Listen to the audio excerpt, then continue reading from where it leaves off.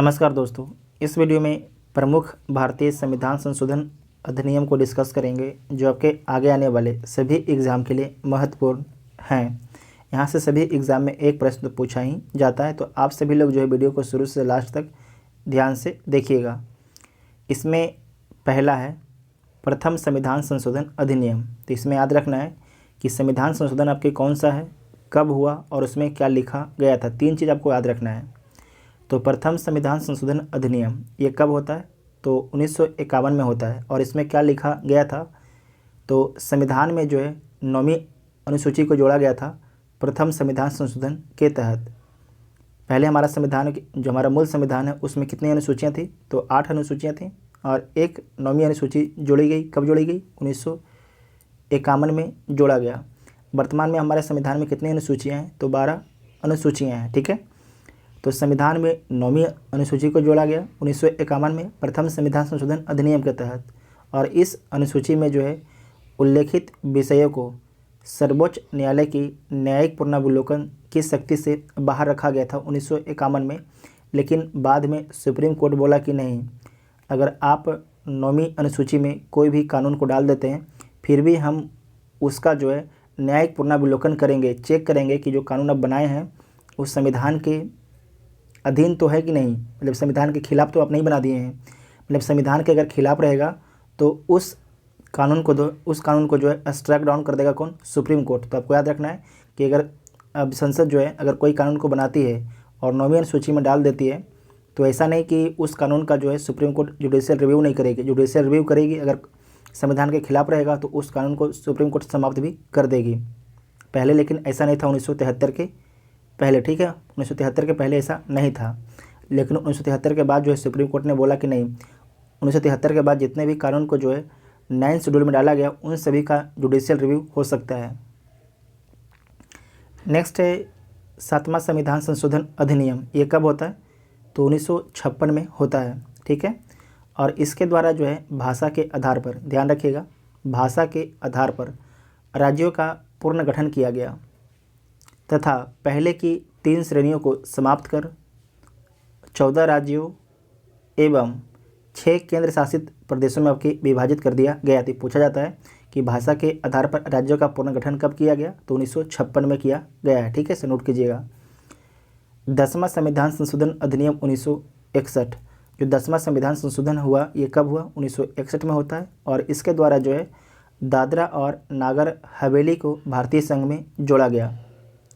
तो पूछा जाता है कि दादरा और नागर हवेली को जो है भारतीय संघ में किस संविधान संशोधन के अधीन जोड़ा गया, किस संविधान संशोधन के तहत जोड़ा गया, तो 10वां संविधान संशोधन के तहत जोड़ा गया। और कब जोड़ा गया, 1961 में जोड़ा गया।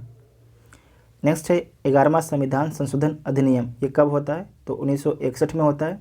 और इसके द्वारा जो है राष्ट्रपति उपराष्ट्रपति के निर्वाचन को उपयुक्त निर्वाचक मंडल में रिक्तता के आधार पर चुनौती नहीं दी जा सकती है। समझे कि नहीं, ये क्या समझ लीजिए यहाँ पर कि जैसे कि प्रेसिडेंट हैं, राष्ट्रपति हैं, उनके चुनाव में कौन लोग भाग लेते हैं, तो लोकसभा, राज्यसभा और विधानसभा, राज्यों की विधानसभा के निर्वाचित मेंबर आपके भाग लेते हैं। लेकिन अगर मान लीजिए अभी वर्तमान में भारत में 28 राज्य हैं, कोई एक राज्य की विधानसभा आपके विघटित है, तो कितने राज्य बचे, 27 राज्य। 27 राज्य अगर राष्ट्रपति का चुनाव होता है तो वोटिंग करेंगे। तो जो एक राज्य वाला विधायक है ये जाके सुप्रीम कोर्ट में नहीं बोलेगा कि हमने राष्ट्रपति के चुनाव में वोट नहीं दिया, तो जो राष्ट्रपति का चुनाव है असंवैधानिक है। तो उस चीज़ को लिख दिया गया कि अगर ये वोट नहीं भी करेगा फिर भी जो राष्ट्रपति का चुनाव होता है वो क्या होगा, वैलिड होगा। क्या होगा, वैलिड होगा। ठीक है, इस बात यहाँ पर ध्यान रखिएगा। और जो उपराष्ट्रपति है, उपराष्ट्रपति के चुनाव में कौन लोग भाग लेते हैं, तो लोकसभा और राज्यसभा के निर्वाचित और मनोनीत मेंबर दोनों आपके भाग लेते हैं। नेक्स्ट है 12वां संविधान संशोधन अधिनियम। कब होता है, तो 1962 में जो है 12वां संविधान संशोधन अधिनियम होता है। इसके माध्यम से गोवा, दमन और दीप को भारतीय संघ में शामिल किया जाता है। गोवा, दमन और दीप किसके अधीन थे, तो आपको याद रखना है ये पुर्तगाल के अधीन थे। नोट कीजिएगा, पुर्तगाल के अधीन थे। नेक्स्ट है 24वां संविधान संशोधन अधिनियम। तो जो 24वां संविधान संशोधन अधिनियम है ये कब आता है, तो 1971 में आता है। और इसके माध्यम से जो है संसद संविधान के किसी भी हिस्से में, संसद संविधान के किसी भी हिस्से में जो है संशोधन कर सकती है। मूल अधिकार में भी आपके संशोधन कर सकती है संसद। ये 24वें संविधान संशोधन अधिनियम 1971 के द्वारा बोला गया था, लेकिन बाद में आपको याद होगा कि 1973 के जो केशवानंद भारती केस है उसमें बोल दिया गया कि जो संसद है मूल ढांचा में संशोधन नहीं कर सकती है। ठीक है, नेक्स्ट है 31वां संशोधन अधिनियम 1973। जो 31वां संविधान संशोधन अधिनियम वो कब आता है? 1973 में आता है। और इसमें क्या बताया गया, तो लोकसभा सीटों की संख्या जो है 525 से बढ़ाकर कितना कर दिया गया? 545 कर दिया गया लोकसभा की सीटों की संख्या को। फिर से देखिए, जो 31वां संशोधन अधिनियम है ये कब आता है? 1973 में आता है। और इसके माध्यम से लोकसभा सीटों की संख्या जो है 525 से बढ़ाकर कितना कर दी गई? 545 कर दिया गया। नेक्स्ट है 36वां संविधान संशोधन अधिनियम 1975। जो 36वां संविधान संशोधन अधिनियम है ये कब आता है? 1975 में आता है। और इसके माध्यम से जो है भारतीय संघ में जो है सिक्किम को जो है पूर्ण राज्य का दर्जा दिया गया। ठीक है, सिक्किम को जो है पूर्ण राज्य का दर्जा दिया गया। तो किस संविधान संशोधन के अधिनियम के तहत दिया गया? तो 36वां संविधान संशोधन अधिनियम 1975 के माध्यम से सिक्किम को जो है भारतीय संघ में पूर्ण राज्य का दर्जा दिया गया। इतना आपको याद रखना है। नेक्स्ट है 42वां संविधान संशोधन अधिनियम 1976 के बारे में याद रखिए। तो सबसे पहले तो 42वां संविधान संशोधन अधिनियम कब होता है? 1976 में होता है। और इसके माध्यम से जो है इसके द्वारा प्रस्तावना में जो प्रस्तावना है उसमें समाजवादी, पथनिरपेक्ष, अखंडता 3 शब्द जोड़ा गया। ये बार बार पूछा जाता है सभी एग्ज़ाम में। ठीक है, कि प्रस्तावना में जो है 3 शब्द समाजवादी, पथनिरपेक्ष और अखंडता कब जोड़ा गया? तो 42वां संविधान संशोधन अधिनियम 1976 के माध्यम से जोड़ा गया। उसके बाद आपको याद रखना है कि 42वां संविधान संशोधन अधिनियम 1976 के माध्यम से जो है भाग 4A मौलिक कर्तव्य, ठीक है, मौलिक कर्तव्य, भाग 4A में नागरिकों के मूल कर्तव्यों को जोड़ा गया। वर्तमान में कितने मूल कर्तव्य हैं? तो आपको याद रखना है कि 11 मूल कर्तव्य हैं। कितने? 11 मूल कर्तव्य हैं। जो फंडामेंटल राइट है किस भाग में है? तो फंडामेंटल जो राइट है संविधान के भाग 3 में से, नोट कीजिएगा। और संविधान के भाग 4 में क्या है? DPSP है। और 4A में जो है मूल कर्तव्य है। ठीक है, साथ में राष्ट्रपति को मंत्रिमंडल की सलाह मानने के लिए बाध्य कर दिया गया था 42वां संविधान संशोधन अधिनियम 1976 के माध्यम से। नेक्स्ट है 44वां संविधान संशोधन अधिनियम 1978। इसमें आपको याद रखना है कि जो 42वां संविधान संशोधन अधिनियम 1976 है इसे लघु संविधान भी बोला जाता है, मिनी कॉन्स्टिट्यूशन बोला जाता है। और इस समय जो भारत की प्रधानमंत्री होती हैं उनका नाम है इंदिरा गांधी। ठीक है, 42वां संविधान संशोधन अधिनियम के 42वां संविधान संशोधन अधिनियम के दौरान जो है भारत के प्रधानमंत्री कौन होती हैं? इंदिरा गांधी होती हैं। जबकि आपको यहाँ पर याद रखना है कि 44वां संविधान संशोधन अधिनियम 1978 के दौरान जो है भारत के प्रधानमंत्री कौन होते हैं? तो मोरारजी देसाई होते हैं। ठीक है, मोरारजी देसाई होते हैं। और इनके द्वारा कौन कौन सा संविधान में संशोधन किया गया था? तो देख लीजिए, राष्ट्रपति के द्वारा विधेयक को पूर्ण विचार के लिए एक बार वापस भेजने की शक्ति प्रदान कर दी गई थी। यहाँ पर क्या बोल दिया गया था कि राष्ट्रपति को जो है मंत्रिमंडल की सलाह मानने के लिए बात कर दिया गया था। अगर कोई मंत्रिमंडल सलाह दे दिया तो राष्ट्रपति को मानना अनिवार्य था। लेकिन जो 44वां संविधान संशोधन अधिनियम 1978 के माध्यम से बोला गया कि नहीं, राष्ट्रपति को अगर कोई भी सलाह दी जाती है तो उस सलाह को एक बार जो है राष्ट्रपति वापस कर सकते हैं मंत्रिमंडल के पास में। ठीक है, उसके बाद नेक्स्ट है कि राष्ट्रीय आपात के संदर्भ में आंतरिक अशांति शब्द के स्थान पर जो है सशस्त्र विद्रोह शब्द आपके जोड़ा गया था। तो कब जोड़ा गया था? 44वां संविधान संशोधन अधिनियम 1978 के माध्यम से। नेक्स्ट है संपत्ति के अधिकार को प्राप्त मूल अधिकार का दर्जा जो है आपके समाप्त कर दिया गया। तो 44वां संविधान संशोधन अधिनियम 1978 के माध्यम से। और इसे विधिक अधिकार का दर्जा आपके प्रदान किया गया। इसे जो है कानूनी अधिकार का दर्जा प्रदान किया गया, जो पहले क्या था, संपत्ति का अधिकार पहले आपके फंडामेंटल राइट था, ठीक है, पहले फंडामेंटल राइट था, लेकिन 44वें संविधान संशोधन अधिनियम 1978 के माध्यम से इसे लीगल राइट बना दिया गया, कानूनी अधिकार बना दिया गया। नेक्स्ट है कि राष्ट्रीय आपात के दौरान अनुच्छेद 20 एवं अनुच्छेद 21 द्वारा प्रदत्त मूल अधिकारों को निलंबित नहीं किया जा सकता है। तो ये किस संविधान संशोधन के तहत लिखा गया, तो 44वें संविधान संशोधन अधिनियम के तहत लिखा गया।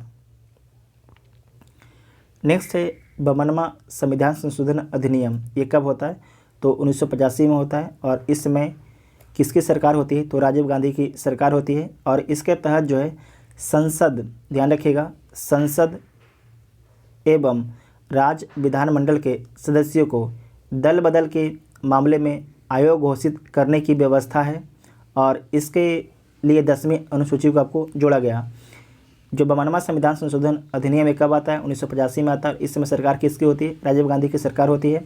और 52वां संविधान संशोधन के अधिनियम के तहत बताया गया कि कोई भी संसद के मेंबर या विधानमंडल के मेंबर अगर एक पार्टी से दूसरे पार्टी में जाते हैं तो क्या हो जाएंगे, आयोग हो जाएंगे, ठीक है, आयोग घोषित हो जाएंगे। और इसे किस अनुसूची में लिखा गया, तो 10वीं अनुसूची में लिखा गया, ठीक है, 10वीं अनुसूची में लिखा गया, ठीक है, इसे याद रखिएगा, बहुत ही इंपॉर्टेंट क्वेश्चन बार बार पूछा जाता है। उसके बाद नेक्स्ट है 58वां संशोधन अधिनियम। 58वां संशोधन अधिनियम ये कब होता है, तो 1987 में होता है। और इसमें क्या बताया गया, तो संविधान का प्राधिकृत पाठ हिंदी भाषा में आपके उपलब्ध कराया गया। तो कब उपलब्ध कराया गया, 1987 में उपलब्ध कराया गया। और किस संविधान संशोधन अधिनियम के तहत, तो 58वां संविधान संशोधन अधिनियम के तहत। उसके बाद नेक्स्ट है 61वां मतलब 61वां संविधान संशोधन अधिनियम, ये कब आता है, तो 1988 में आता है। कब आता है, 61वां संविधान संशोधन अधिनियम 1988 में आता है। और इसके माध्यम से जो है नागरिकों के मतदान करने की जो न्यूनतम आयु है उसे 21 से घटाकर कितना कर दिया गया, 18 वर्ष कर दिया गया मतदान करने की आयु, याद रखिएगा। इसमें भी आपकी राजीव गांधी की सरकार थी। उसके बाद नेक्स्ट है 69वां संविधान संशोधन अधिनियम, ये कब होता है, तो 1991 में होता है। इसमें आपको याद रखना है कि संघ शासित प्रदेश दिल्ली को जो है राष्ट्रीय राजधानी क्षेत्र का दर्जा प्रदान किया गया। और इसके अलावा दिल्ली के लिए जो है 70 सदस्यीय विधानसभा की व्यवस्था कब की गई, तो 1991 में किया गया। और 69वां संविधान संशोधन अधिनियम के से याद रखिएगा, वेरी वेरी इंपॉर्टेंट पॉइंट है। उसके बाद नेक्स्ट है 73वां संविधान संशोधन अधिनियम, ये कब होता है, तो 1992 में होता है। और संविधान के भाग 9 तथा 11वीं अनुसूची आपके जोड़कर पंचायतों को जो है संवैधानिक दर्जा प्रदान किया गया। तो आपसे पूछा जाता है कि जो पंचायत है उसे संवैधानिक दर्जा कब प्रदान किया गया, तो 73वां संविधान संशोधन अधिनियम 1992 के द्वारा पंचायतों को जो है संवैधानिक मान्यता प्रदान किया गया। और कौन सी अनुसूची जोड़ेगी, तो 11वीं अनुसूची जोड़ी गई। और संविधान में कौन सा भाग जोड़ा गया, तो भाग जो है 9 जोड़ा गया, ठीक है, भाग 9 जोड़ा गया, याद रखिएगा, वेरी वेरी इंपॉर्टेंट है। उसके बाद है 74वां संविधान संशोधन अधिनियम, ये कब आता है, 1992 में आता है। और इसके माध्यम से जो है संविधान में भाग 9 का जोड़ा गया, ठीक है, 9 का जोड़ा गया। और अनुसूची में जो है 12वीं अनुसूची जोड़ी गई, ठीक है, 12वीं अनुसूची जोड़ी गई, याद रखिएगा। पूछा इसमें आपको याद रखना है कि जो संविधान के भाग 9 का और 12वीं अनुसूची आपके जोड़ी गई। उसके बाद इसके आगे लिखा गया है, इसके द्वारा जो है शहरी स्थानीय निकायों को संवैधानिक दर्जा प्रदान किया गया। मतलब कि जो नगर निगम है एक तरीके से उसे संवैधानिक दर्जा प्रदान कर दिया गया 74वां संविधान संशोधन अधिनियम 1992 के तहत, ठीक है। जबकि 73वां संविधान संशोधन अधिनियम के तहत जो है पंचायती राज को संवैधानिक मान्यता प्रदान किया गया था। दोनों याद रखिएगा, वेरी वेरी इंपॉर्टेंट है, ठीक है। इसमें आपको याद रखना है कि जो पंचायती राज है, पंचायती राज में कितने विषय पर आपके कानून बना सकता है पंचायत, तो 29 विषय पर। जबकि नगर निगम जो है कितने विषय पर कानून बना सकता है, तो 18 विषय पर। इसे नोट कर लीजिएगा, पूछा जाता है। उसके बाद नेक्स्ट है 84वां 84 संशोधन अधिनियम, ये कब होता है, तो 2001 में होता है 84वां संविधान संशोधन अधिनियम। इसमें क्या बोला गया, तो लोकसभा एवं राज्य विधानसभा सीटों के पूर्ण निर्धारण पर जो है 25 वर्ष के लिए रोक, मतलब कि 25 वर्ष तक जो है सीटों में कोई फेरबदल नहीं किया जाएगा। और इसे कब तक अस्थिर कर दिया गया, तो 2026 तक इसे अस्थिर कर दिया गया था। नोट कीजिएगा, वेरी वेरी इंपॉर्टेंट है, ठीक है। उसके बाद नेक्स्ट है 86वां संविधान संशोधन अधिनियम 2002। तो सबसे पहले पूछा जाता है कि 86वां संविधान संशोधन अधिनियम कब आया था, तो 2002 में आया था। और इसके माध्यम से जो है प्रारंभिक शिक्षा को मूल अधिकार का दर्जा प्रदान कर दिया गया। जो प्रारंभिक शिक्षा है उसे फंडामेंटल राइट बना दिया गया। अनुच्छेद 21 क के तहत जो है व्यवस्था की गई कि राज्यों को 6 से 14 वर्ष तक की आयु के बच्चों के लिए जो है निःशुल्क प्रारंभिक शिक्षा प्रदान करने की आपकी व्यवस्था करना अनिवार्य है। मतलब कि अनिवार्य रूप से जो है राज्य 6 से 14 वर्ष के बच्चों को जो है निःशुल्क शिक्षा देना राज्यों के दायित्व के रूप में बना दिया गया। किस संविधान संशोधन अधिनियम के तहत, तो 86वां संविधान संशोधन अधिनियम 2002 के माध्यम से। साथ में आपको याद रखना है कि अनुच्छेद 51 क के तहत, अनुच्छेद 51 क के तहत जो है इसी से संबंधित 11वां आपके मौलिक कर्तव्य जोड़ा गया। आपको इसमें याद रखना है कि जब 42वां संविधान संशोधन अधिनियम 1973 में जब मौलिक कर्तव्य जोड़ा गया था, तो उस समय 10 मौलिक कर्तव्य थे। लेकिन जो 11वां मौलिक कर्तव्य कब जोड़ा गया, तो जो 11वां मौलिक कर्तव्य जोड़ा गया है 2002 में जोड़ा गया है, ठीक है, 2002 में जोड़ा गया है। और किस संविधान संशोधन के तहत जोड़ा गया है, तो 86वां संविधान संशोधन के तहत जोड़ा गया। इसे नोट कीजिएगा, बहुत बहुत इंपॉर्टेंट है। उसके बाद है कि अनुच्छेद 45 की विषय वस्तु बदल दी गई, जिसके तहत जो है राज्य सभी बालकों को 14 वर्ष की आयु पूरे हो जाने तक निःशुल्क और अनिवार्य शिक्षा देने के लिए उपबंध करने का प्रयास आपके करेगा। नेक्स्ट है 91वां संविधान संशोधन 91वां संविधान संशोधन अधिनियम। ये कब आता है, 2003 में आता है। और इसके माध्यम से क्या बताया गया, तो इसके तहत जो है मंत्री परिषद के आकार को सीमित किया गया, जो कि लोकसभा की कुल सदस्य संख्या के 15% से अधिक नहीं हो सकता है। जो लोकसभा में कुल कितने मेंबर होते हैं उनके 15% से ज़्यादा आपके मंत्री नहीं बन सकते हैं, प्रधानमंत्री सहित, ठीक है। उसके बाद राज्य मंत्री परिषद में भी विधानसभा की कुल सदस्य संख्या के आपके जो है 15% से अधिक आपके लोग मंत्री नहीं बन सकते हैं। लेकिन यहाँ पर आपको याद रखना है तथा 12 की संख्या से कम नहीं हो सकते। लेकिन यहाँ पर ये बताया गया है कि 15% से अधिक नहीं, 15% से अधिक नहीं और 12% से कम नहीं, ठीक है। मतलब 15% से कम मंत्री, 15% से ज़्यादा मंत्री नहीं बनेंगे ना, तो 12% से कम मंत्री बनेंगे। मतलब कि 12% बन सकते हैं, 13% बन सकते हैं, 14% बन सकते हैं, 15% आपके मंत्री बन सकते हैं, ठीक है, याद रखिएगा। इसमें आपको याद रखना है कि जो आपकी जनता के सदन होती है, जनता के सदन के हिसाब से 15%, ठीक है, जनता की सदन के हिसाब से। नेक्स्ट है 97वां संविधान संशोधन अधिनियम। ये कब होता है, 2011 में होता है। और इसके माध्यम से सहकारी समिति बनाने का अधिकार जो है अनुच्छेद 21 के तहत एक मौलिक अधिकार बन गया। सहकारी समितियां नाम का नया भाग 9 जोड़ा गया। जो 9 में क्या था, नगर निगम था, और 9 में जो है जोड़ दिया गया सहकारी समितियां का नाम का एक नया भाग 9 जोड़ दिया गया। आपको वर्तमान में याद होगा जो सहकारी समिति है, एक सहकारी मंत्रालय का गठन किया गया और इसके मंत्री कौन है, तो अमित शाह को इसका मंत्री बनाया गया। नोट कीजिएगा, बहुत ही इम्पोर्टेंट है। उसके बाद नेक्स्ट है 100वां संविधान संशोधन अधिनियम। ये कब आता है, 2015 में आता है। उस समय प्रधानमंत्री नरेंद्र मोदी थे, ठीक है। यह भारत तथा बांग्लादेश के मध्य भूमि ट्रांसफ़र से संबंधित आपका है कौन, 100वां संविधान संशोधन अधिनियम 2015, ठीक है। उसके बाद है 101वां संविधान संशोधन अधिनियम 2016। इसके तहत जो है वस्तु तथा सेवा कर जीएसटी से संबंधित प्रावधान शामिल किया गया है। तो आपसे पूछा जाएगा कि वस्तु एवं सेवा कर जीएसटी से संबंधित प्रावधान किस संविधान संशोधन के तहत आपके शामिल किया गया है, तो 101वां संविधान संशोधन अधिनियम के तहत शामिल किया गया संविधान में। और कब शामिल किया गया, 2016 में आपके शामिल किया गया। कब शामिल किया गया, 2016 में शामिल किया गया है, ठीक है।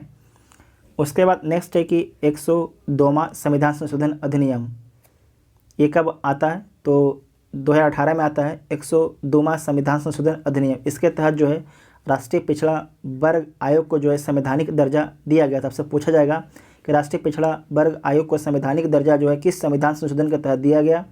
तो 102वां संविधान संशोधन के तहत दिया गया। और कब दिया गया? 2018 में दिया गया है। नेक्स्ट है 103वां संविधान संशोधन अधिनियम, ये कब आता है? 2019 में आता है। इसके माध्यम से जो है समान वर्ग जनरल वर्ग के गरीबों को जो है आर्थिक आधार पर 10% आरक्षण की व्यवस्था की गई है। वेरी वेरी इंपॉर्टेंट है, ये पूछा भी जा चुका है कितने बार। समान वर्ग के गरीबों को जो है आर्थिक आधार पर 10% आरक्षण की व्यवस्था दी गई है। वेरी इंपॉर्टेंट, इसे नोट कीजिएगा, ठीक है। उसके बाद नेक्स्ट है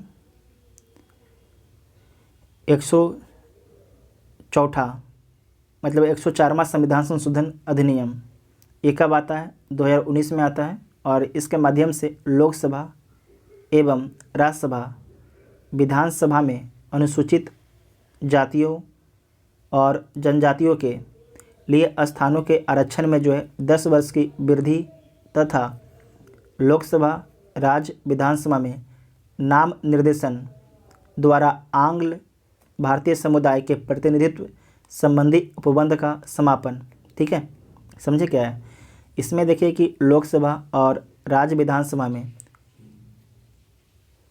एससी और एसटी के लिए जो स्थान का आरक्षण था, जो स्थान आपके आरक्षित है लोकसभा और विधानसभा में एससी एसटी के लिए, उसे 2030 तक आपके बढ़ा दिया गया है, ठीक है।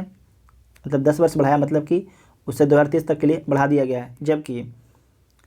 जबकि आपको याद रखना है कि लोकसभा और राज्यसभा में जो आपके मेंबर आंग्ल भारतीय मनोनीत किया जाता था, आंग्ल भारतीय समुदाय के, उसे अब क्या कर दिया गया है? उसे अब समाप्त कर दिया गया है। जैसे राज्यसभा में आपके, इसमें आपको याद रखना है कि जो यहाँ पर गलती है, जो राज्यसभा में आपके मेंबर मनोनीत होते हैं वो तो मनोनीत होते रहेंगे, लेकिन लोकसभा और विधानसभा में जो मेंबर आपके मनोनीत किए जाते थे उन्हें मनोनीत किया नहीं जाएगा। जो राज्यसभा है वहाँ पर तो मनोनीत लगातार होते ही रहेंगे, क्योंकि राज्यसभा में कितने मेंबर मनोनीत होते हैं?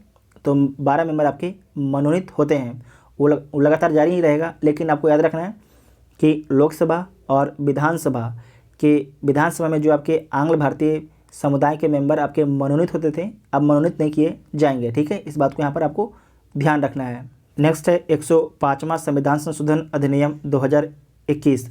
तो जो 105वां संविधान संशोधन अधिनियम है कब हुआ? 2021 में होता है। और इसमें क्या लिखा गया है? तो इस संविधान संशोधन के अनुसार ओबीसी आरक्षण के संदर्भ में राज्य सूची के अधिकार को राज्यों को दिया गया है। इसमें आपको याद रखना है, अब अगर राज्य किसी भी वर्ग को चाहती हैं, किसी भी जाति को चाहती हैं कि इस जातियों को हमें ओबीसी में डालना है, तो राज्य डाल सकती हैं, ठीक है। किस संविधान संशोधन अधिनियम के तहत? तो 105वां संविधान संशोधन अधिनियम के तहत पहले जो ये अधिकार राज्यों से छीन लिया गया था। तो जितना भी आपके संविधान संशोधन अधिनियम से संबंधित पॉइंट थे, सारे पॉइंट को इस वीडियो में डिस्कस कर लिया गया है। आपको वीडियो कैसा लगा कमेंट करके आप लोग सभी लोग ज़रूर बताइएगा। Thank you.